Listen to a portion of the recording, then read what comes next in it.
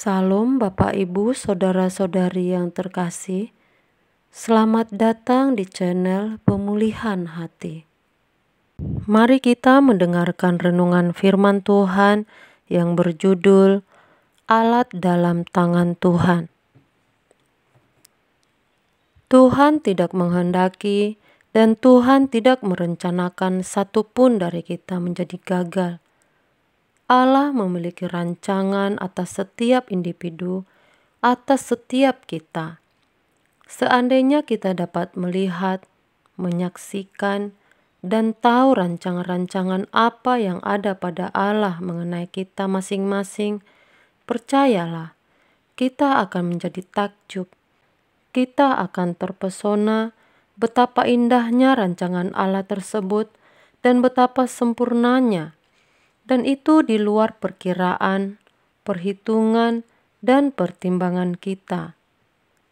Karena firman Tuhan mengatakan, Dia berkuasa melakukan lebih dari yang kita minta atau bayangkan. Jadi, jangan sampai ada di antara kita yang memiliki perasaan pesimis melihat masa depan. Jangan pernah berpikir menjadi sampah yang dibuang. Rancangan Allah atas setiap kita adalah rancangan agar kita bisa menjadi alat di dalam tangan Tuhan. Pasti rancangan tersebut bukan sekedar membuat kita menjadi orang yang sukses untuk diri kita sendiri. Namun kita sukses bagi kemuliaan Allah. Artinya, kita pasti berguna bagi pekerjaan Tuhan karena kita dirancang untuk menjadi berkat. Abraham dipanggil untuk menjadi berkat. Yusuf dipanggil untuk menjadi berkat. Daud dari padang rumputnya dipanggil untuk menjadi berkat. Demikian pula Musa dan tokoh-tokoh iman yang lain. Satu kepastian bahwa Tuhan mau menjadikan kita ini unggul di mata Allah dan kita menjadi alat di dalam tangan Tuhan. Tetapi masalahnya memang terletak pada masing-masing kita. Apakah kita layak menjadi alat bagi Allah? Tergantung kita. Hidup ini bukan spekulasi atau untung-untungan, sebab Tuhan telah membuat tatanan. Maka kalau kita memahami tatanan tersebut dan kita sungguh-sungguh memenuhinya, pasti kita menjadi alat di dalam tangan Tuhan sesuai dengan apa yang Dia rancang. Sebab setiap kita dipakai Tuhan sesuai dengan kualitas yang kita miliki. Apakah kualitas tanah, kayu, perak, atau emas? Lalu bagaimana kita menjadi seorang yang berkualitas? Apa dan bagaimana kita bisa menjadi alat di dalam tangan Tuhan? Tergantung diri kita. Kenapa kita sekarang tidak berambisi untuk memiliki kualitas hidup setinggi-tingginya sehingga kita menjadi alat di dalam tangan Tuhan yang efektif? Seperti yang firman Tuhan katakan, kalau kita ini adalah emas, maka kita dipakai untuk maksud-maksud yang mulia, untuk pekerjaan-pekerjaan yang mulia. Kalau kita sungguh-sungguh memiliki ambisi yang kudus seperti ini, pasti kita akan mencari wajah Tuhan. Sebab kalau kita mau menjadi alat di dalam tangan Tuhan, maka kita akan pasti mencari wajah Tuhan, berusaha menemui Tuhan. Kita akan berusaha bagaimana bisa menyenangkan hatinya dalam kehidupan kita sehari-hari. Ini bukan spekulasi atau untung-untungan, ini pasti. Mestinya kita sudah punya kepastian setiap hari bergaul dengan Tuhan, dan setiap doa kita didengar. Kalau kita setiap hari berjalan dengan Tuhan, sungguh-sungguh berusaha untuk melakukan yang Dia kehendaki, menyenangkan hatinya, maka kita boleh yakin bahwa Tuhan pasti menyertai kita.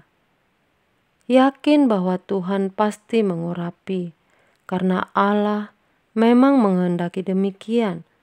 Tetapi kalau kita tidak menyenangkan Tuhan setiap hari, tidak hidup dalam keberkenanan di hadapan Tuhan, maka Tuhan tidak bisa mengurapi kita. Walaupun ini untuk kepentingan Tuhan, tapi Tuhan tidak bisa menyangkali hukum atau tatanannya. Ia menghendaki kita kudus seperti Dia kudus. Kalau kualitas diri kita rendah, tidak mungkin Tuhan mau memakainya untuk pekerjaan mulia. Kalau kita adalah anak-anak Yahweh yang memiliki langit dan bumi dengan segala isinya, maka tidak ada yang kita butuhkan lagi. Dia cukup. Dia lebih dari segalanya. Tidak ada yang kita takuti, tidak ada. Tapi hal itu juga membuat kita menjadi takut dan hormat akan Allah. Jangan berbuat dosa sekecil apapun, sehalus apapun.